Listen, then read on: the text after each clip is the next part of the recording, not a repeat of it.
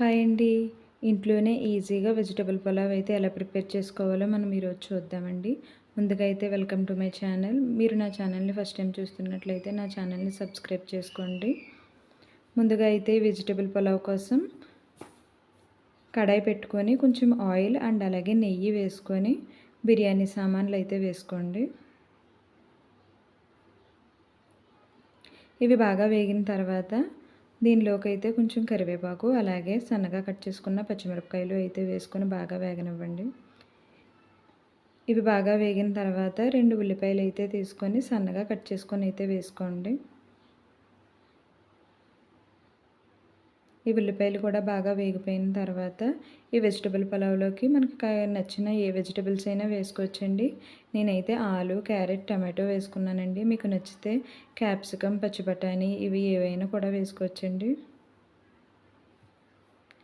ఇవి వేగేటప్పుడే కొంచెం సాల్ట్ అయితే వేసుకొని కాసేపు మూత పెట్టి బాగా మగ్గనివ్వండి.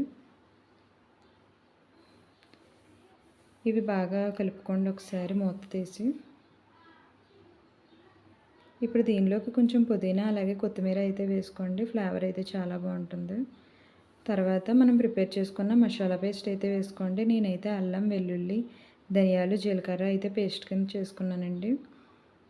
ఇది పచ్చివాసన పోయేంత వరకు కూడా బాగా వేపుకోండి. మీకు నచ్చితే కొంచెం టేస్టింగ్ సాల్ట్ వేసుకోండి, లేకపోతే స్కిప్ చేసేయండి. ఇవన్నీ కూడా బాగా మసాలా పట్టేంత వరకు బాగా కలుపుకొని ఇప్పుడు బిర్యానీ మసాలా అయితే 1 స్పూన్ వరకు యాడ్ చేసుకోండి.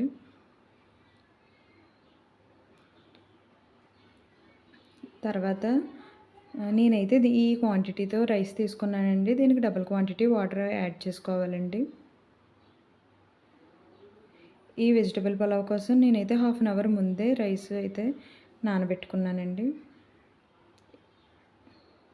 చూసారు కదండి, ఎసరైతే చాలా బాగా బాయిల్ అయ్యింది. ఇది ఒకసారి బాగా కలుపుకొని